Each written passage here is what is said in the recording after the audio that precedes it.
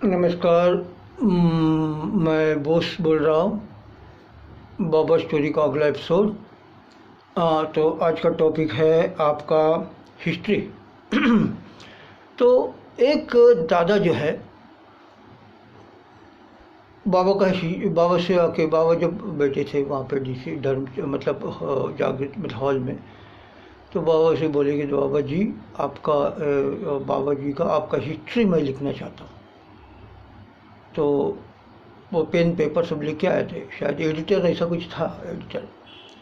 तो बाबा बोले ठीक है लिखो। तो वो तो अंग्रेजी में लिख रहा था, वो अंग्रेजी में बोल रहा था। तो बोले you write down, take it down, okay. I was a mystery, I was a mystery.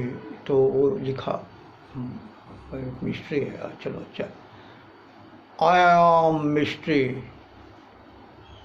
तो मिस्ट्री मतलब सस्पेंस, सस्पेंस मतलब उसमें कुछ राज छुपा हुआ है, उसको बोलते हैं मिस्ट्री बोलते हैं। आई am mystery, I was a mystery, I am mystery, I will remain a mystery and that is my history. इतना बोल दिया, बाबा चुप हो गया। तो वो बंदा तो सोचा कि भाई बाबा तो अभी बोलने वाले हिस्ट्री, बाबा का हिस्ट्री, हाँ क्या है कैसा है, हाँ। तो बस खाली 3 लाइन बोल दिया तो बाबा का हिस्ट्री ख़त्म हो गया। तो उसके बाद बाबा एक बार बोले थे, देखो कि बाबा को जो अभी जो है परम पुरुष जो है उनको जो परम पुरुष साधना करता है, जो परम पुरुष को जानने की कोशिश करता है, वो उसमें लीन हो जाता है, वो परम पुरुष हो जाता है। तो उसका जो अस्तित्व, जो अहम जो है, मैं, अहम, आई, वो सब खत्म हो जाता है। तो वो परम पुरुष को जो है पहचान नहीं पाता है। वो कभी भी कोई भी आदमी जो है उसको पहचान नहीं पा सकता है, नहीं पहचानने की मुश्किल हो जाता है। मतलब शायद हम बाबा के भक्त लोग जो है, हम लोग शायद पहचान सके या नहीं, वो तो पता नहीं, हमको तो कुछ पता नहीं। हम तो पूरा फुल सरेंडर है। बाबा बोले कि भाई तुम सरेंडर करो भाई, बाकी तुम्हारे जो बस में जो है, तुम्हारे जो कैपेसिटी है, मनुष्य की जो कैपेसिटी है, कितना बड़ा इंटेलेक्चुअल हो, कितना बड़ा बुद्धिमान हो, कितना बड़ा कोई भी हो, तो उसके जो माइंड के जो माइंड का और सेंसेस का जो है एक लिमिटेशन होता है। तो इसकी वजह से बाबा बोले कि देखो भाई तुम लोग सिर्फ सरेंडर हो जाओ टोटली। वो जो भक्त जो बोलते हैं ना, गोप भक्त, जो श्री कृष्ण के जो भक्त लोग थे, और इतने बड़े भक्त है कि भाई मैं आपको, बाबा वो लोग बोलते हैं कि मैं भगवान, मैं कृष्ण, मैं इतना इसलिए मैं आपको प्रेम करता हूँ क्योंकि उससे आपको खुशी मिले। तो बड़े वो तो प्रेम का मतलब, वो भक्ति का तो एकदम ही हाई लेवल बा, उसके ऊपर है ही नहीं भाई। किसी ने बोल दिया कि भाई देखो श्री कृष्ण को जो है सर दर्द हुआ है कुछ, तो चरणों का जो धूल है वो माथे पे लगाने से भक्त लोग का जो एकदम अच्छा भक्त लोग का जो चरणों का धूल है, चरणों का मिट्टी है, वो श्री कृष्ण के माथे में लगाने से उसका सर दर्द खत्म हो जाएगा। तो बड़े बड़े भक्त लोग के पास चले गए, नारद के पास, इसके पास, उसके पास, सब लोग बोले अरे ऐसे थोड़ी होता है, हमारे चरण का धूल जो है भगवान को सिर में लगाएगा, ये कभी हो सकता है क्या, ये हम लोग नहीं देगा। तो जो गोपियों के पास गया, गोपाओं के पास गया, जो श्री कृष्ण के साथ में जो है वो जो गाय चरा रहे थे, वो ये लोग उसके साथ उधर वहाँ चले गए। वो तो सबसे बड़ा भक्त, वो लोग बोला कि अरे भाई हमारे जो भगवान है, हमारे श्री कृष्ण है, कृष्ण है, हाँ हमारा कृष्ण, तो उसका अगर सर ठीक होता है, हाँ होता है तो हमारे चरण का धूल लेके जाओ। तो वो इतने बड़े भक्त कि भाई उसको लोग का कहना यही है कि भाई देखो हम इसीलिए भगवान को प्रेम करते, भगवान से भक्ति रखता, क्योंकि उनको खुशी मिले, हमको खुशी। जैसे कि आपका क्या बोलते सुदामा, और सुदामा का तो बहुत बड़ा टेस्ट हो गया था। ये क्या है कि स्टार्टिंग में तो उसका तो बहुत सारे प्रॉब्लम्स, उसके ज़िंदगी में इतने बड़े बड़े प्रॉब्लम्स। तो सुदामा के अंदर एक ईगो था कि मैं कैसे जाके श्री कृष्ण को मिलूँ। हाँ, तो इसीलिए वो ईगो उसको ये कर रहा था, नहीं मैं, मेरा दोस्त है, मेरा मित्र है, उसको भक्ति है, तो उसको श्री कृष्ण के जाने को नहीं हो रहा था। मन उसका जो, उसका माइंड में ईगो था, इतना बड़ा आदमी, मैं इतना छोटा, ऐसा वैसा, उसके मन में बहुत सारे ईगो और बहुत सारे प्रॉब्लम्स था। तो उसमें उसका जो वाइफ बोला, देखो तुम्हारा दोस्त है, तुम जाओ उनको मिलो, हमारा जो हालत है ये है? तो वो उसकी वजह से तुम जाके मिलो। तो वो बोला कि नहीं नहीं मैं नहीं। तो बोला कि ठीक है मैं जाने को तैयार हो गया। तो उसका वाइफ बोला कुछ ना कुछ तो लेके जाने का, देने के लिए तो कुछ था ही नहीं। तो जो है चावल का जो है सूखा, वो चावल का जो है क्या बोलते हैं उसको, उसको वो लेके गया। और वो लेके जाके वो उसको कृष्ण को दिया, और कृष्ण जब खाया, वो उसको खाया इतने प्रेम से, इतना भक्ति। तो उन लोग जो है श्री कृष्ण सुदामा इतने आगे मिले, तो इतना भक्ति, उतना उनको सुदामा को श्री कृष्ण के से इतना प्रेम, इतना भक्ति था कि उसका, कृष्ण का, सुदामा का तो लाइफ ही चेंज हो गया। हाँ, तो ये बात है। तो वो मतलब वो उस लेवल का जो है, अभी तो बाबा का हिस्ट्री, अभी मैं टॉपिक से थोड़ा अलग हो गया, तो बाबा का हिस्ट्री लिखने आया था वो बंदा जो है। तो बाबा एक बार बोले थे, देखो जी ये जो परम पुरुष है वो एक हमेशा एक मिस्ट्री रहेगा, एक मिस्ट्री, एक सस्पेंस रहेगा। क्यों? क्योंकि ये बात है कि ये तो मिस्ट्री ही रहेगा, क्योंकि मनुष्य जो है वो उसमें मर जाता है। एक तो हाँ, जैसे बाबा बोला है, ये सब बाबा का फिलॉसफी के हिसाब से हम बोल रहे हैं भाई। हमको तो प्रैक्टिकल एक्सपीरियंस किया, हम तो साधना किया है, बहुत साधना करता है। पर वो बाबा भी एक बार ये भी बोले थे, देखो जो तुम लोग साधना कर रहे हैं, every action has equal and opposite reaction. और भी बहुत सारे टॉपिक है, इसको मैं कवर करूँ। हर एक्शन का जो है रिएक्शन होता है। अभी गांधारी जो अपने आंखों में पट्टी बांध दिया था, तो उसको एक पावर मिला था, उसका जो रिएक्शन पावर, कि वो किसी को देखे तो उसका शरीर वज्र हो जाएगा। तो बेटा को बोला, जाओ तुम नहा के एकदम नहा के जो है एकदम न्यूड, बिना वस्त्र के आ जाओ, ताकि मैं, मेरा जो पट्टी निकालेगा तो तुमको देखेगा तो तुम्हारा शरीर वज्र हो जाएगा और तुमको कोई हरा नहीं सकेगा। तो श्री कृष्ण को समझ गया कि ऐसा होने वाला है। तो श्री कृष्ण रास्ते में बोला, अरे तुम माँ के सामने जाएगा, इतना बड़ा बेटा है, इतना बड़ा होने के बाद तो फिर नंगा कोई जाता है क्या?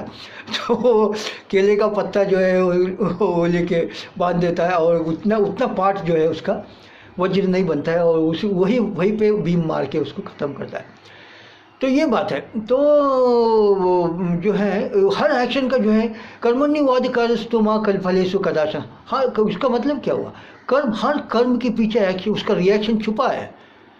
तो जैसे कर्म के पीछे रिएक्शन छुपा है, तो हम लोग जो साधना करते हैं, हम जो भक्त लोग हैं, हम लोग जो साधना करते हैं, हम लोग का साधना का जो मेडिटेशन का एक रिएक्शन, एक शक्ति वहाँ पे मिल रहा है, एक शक्ति वहाँ पे बाहर आ रहा है।